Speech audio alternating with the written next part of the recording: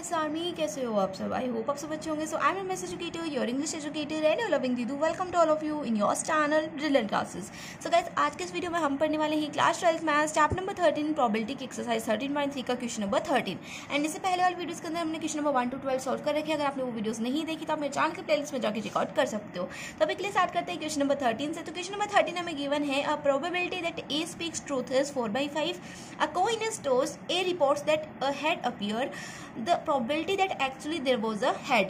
तो क्वेश्चन में हमें क्या गिवन है कि एक ए है, एक बंदा है ए, उसकी जो ट्रूथ बोलने की जो प्रोबेबिलिटी है वो है 4/5 की. वो कितने परसेंट सच बोलता है? 4/5% सच बोलता है. तो एक कॉइन टॉस होता है, तो हमारा जो ए है वो रिपोर्ट करता है कि कॉइन के ऊपर हेड आया था. अब हमें प्रोबेबिलिटी बतानी है कि वहां पर सच्ची में हेड आया था. तो इसके लिए हम क्या करेंगे? पहले तो हम इवेंट्स को लेट करेंगे. लेट इवन इवेंट में लेट करूंगी ए स्पीक्स ट्रूथ, कि जो हमारा ए है वो क्या बोल रहा है? सच बोल रहा है. बस यहाँ से उठा के लिख दो, ठीक है, कुछ नहीं करना इवेंट लेट करने में. फिर हम दूसरा इवेंट लेट करते हैं E2, A not speaks truth, कि जो हमारा ए है वो झूठ बोल रहा है, ट्रूथ नहीं बोल रहा है. इसका मतलब क्या है? झूठ बोल रहा है. अब हम क्या करेंगे? एक इवेंट लेट करेंगे. यहाँ पर ए इवेंट नहीं लेट करी, यहाँ पर मैं बी इवेंट लेट करी. बी क्यों लेट करी? क्योंकि यहाँ पर नाम भी तो ए दे रखा है ना, इसलिए. तो बी इवेंट हमने लेट किया हेड अपीयर्स, कि कॉइन के ऊपर क्या आ रहा है? हेड आ रहा है. तो प्रोबेबिलिटी ऑफ इवन अगर हम निकालें तो प्रोबेबिलिटी ऑफ इवन क्या हो जाएगी? उसके ट्रूथ बोलने की प्रोबेबिलिटी क्या है? 4/5 है. तो प्रोबेबिलिटी ऑफ इवन हो जाएगी 4/5.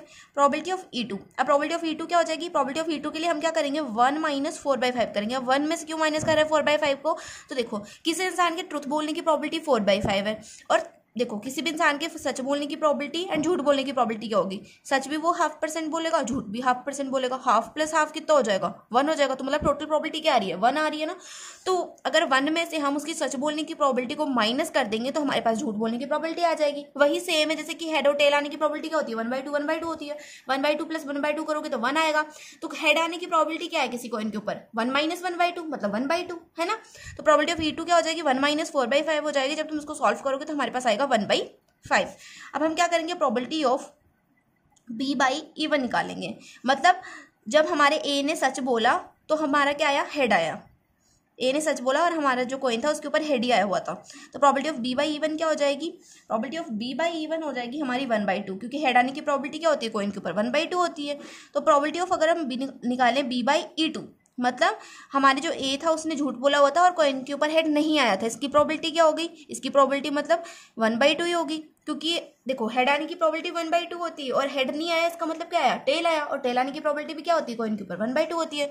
तो अब हम क्या करेंगे? इसमें बेस थ्योरम का यूज करेंगे. तो बेस थ्योरम क्या होती है हमारी? Probability of E1/B.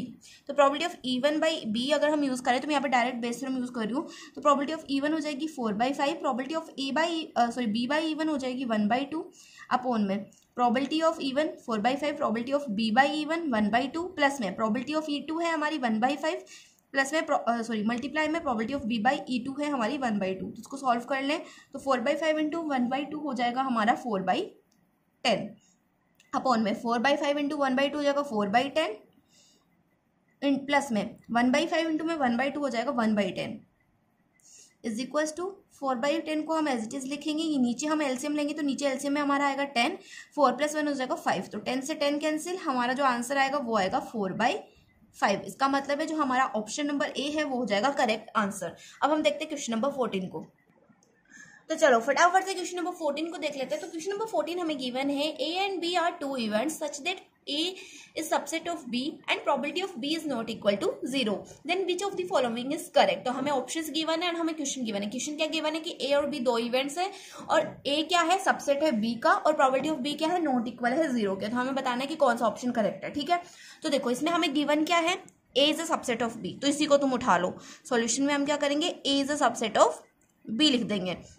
तो ए अगर बी का सबसेट है इसका मतलब क्या हुआ? अगर मैं एग्जांपल लूँ, ए मैंने ले लिया, ए के अंदर कितने एलिमेंट्स हैं? 1 2 3 एलिमेंट्स हैं. ठीक है, बी के अंदर मैंने एलिमेंट्स ले लिए 1 2 3 4. ठीक है, अब अगर मैं निकालूँ ए इंटरसेक्शन बी, मतलब ए और बी के अंदर क्या चीज़ कॉमन है? तो ए एंड बी के अंदर क्या कॉमन होगा? 1 2 3 कॉमन होगा, है ना.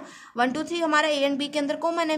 तो ए इंटरसेक्शन बी क्या आ रहा है? इक्वल आ रहा है ए के. तो प्रोबेबिलिटी अगर A is a subset of B then A intersection B is equal to होगा ए के.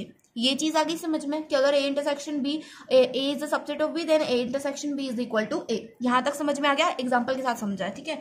इसी चीज को तुम उठा के यहाँ पे लिख दो, A intersection B is equal to A, जब हमारा ए सबसेट ऑफ बी का, ठीक है। अब अगर मैं यहाँ पर यूज करूँ कंडीशनल प्रोबेबिलिटी, मतलब probability of A by B. अब तुम देख रहे हो ये मैंने क्यों यूज किया, तुम देख रहे हो सारे क्वेश्चन में क्या है, probability of A by B आ रहा है ना, उसके साथ में कंपेयर कर रहे हैं हम चीज को। तो probability of A by B मैंने उठा लिया, मतलब कंडीशनल प्रोबेबिलिटी। तो कंडीशनल प्रोबेबिलिटी का फॉर्मूला क्या होता है, कंडीशनल प्रोबेबिलिटी का फॉर्मूला होता है ए इंटरसेक्शन बी अपॉन में प्रोबेबिलिटी ऑफ बी, यही फॉर्मूला होता है।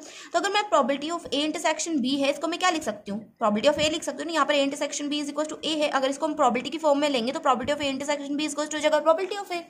तो यहाँ पर हम ऐसे लिख सकते हैं, probability of A by B is equal to probability of A upon में प्रोबेबिलिटी ऑफ बी। यहाँ तक क्लियर हो गया, बिल्कुल समझ में आ रहा है।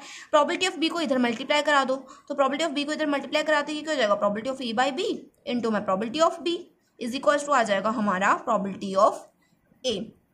अब मुझे बताओ कि प्रोबेबिलिटी कहाँ से कहाँ तक लाई करती है। अगर मैं प्रोबेबिलिटी ऑफ बी के बारे में बात करूँ तो देखो हमें पता है ना कि प्रोबेबिलिटी जो होती है वो 0 से 1 तक लाई करती है, तो मतलब प्रोबेबिलिटी ऑफ बी भी क्या होगी, 0 से 1 तक लाई करेगी, है ना। ये बात तो समझ में आ रही है, ये बात क्लियर हो रही है, कोई भी डाउट नहीं है इसमें। तो अगर मैं ले लूँ कि प्रोबेबिलिटी ऑफ बी क्या है हमारी, इक्वल है 1 के, तो 1 into probability of A by B क्या हो जाएगा, 1 into probability of A by B हो जाएगा probability of A by B, है ना। 1 से जब हम इसको मल्टीप्लाई करेंगे तो यही चीज आएगी, इज इक्वल टू आ जाएगा प्रोबेबिलिटी ऑफ ए। यहाँ तक क्लियर हो गया। अब अगर मैं प्रोबेबिलिटी ऑफ बी को ले लूँ, प्रोबेबिलिटी ऑफ बी को अगर मैं ले लूँ 0.2 ले लूँ, अगर 0.2 अगर मैंने प्रोबेबिलिटी ऑफ बी ले लिया, मतलब एक बार मैंने ले लिया कि प्रोबेबिलिटी ऑफ बी क्या थी, 1 की इक्वल थी, और एक बार हमने ले लिया प्रोबेबिलिटी ऑफ बी क्या है, 0.2 है, मतलब 0 तो नहीं हो सकती ना कोई भी प्रोबेबिलिटी। तो प्रोबेबिलिटी ऑफ बी मैंने ले ली 0.2। 0.2 को अगर तुम probability of A by B से मल्टीप्लाई करोगे, ए बाई बी से जब तुम मल्टीप्लाई करोगे तो probability of A by B क्या होगी, बड़ी होगी प्रोबेबिलिटी ऑफ ए से, बिल्कुल बड़ी होगी ना बड़ी। Probability of A by B probability of A से बड़ी होगी। तो अगर हम दोनों कंडीशंस को कंबाइन करके लिखें तो probability of A by B को हम लिख सकते हैं greater than equal to probability of A. तो यहां पर हम क्या लिख सकते हैं, probability of A by B greater than equal to probability of A, ठीक है। अब देखो कौन सा ऑप्शन करेक्ट है, ऑप्शन नंबर सी करेक्ट है। तो यहाँ पर मेरा क्वेश्चन नंबर 14 भी क्या होता है, कंप्लीटली सॉल्व होता है।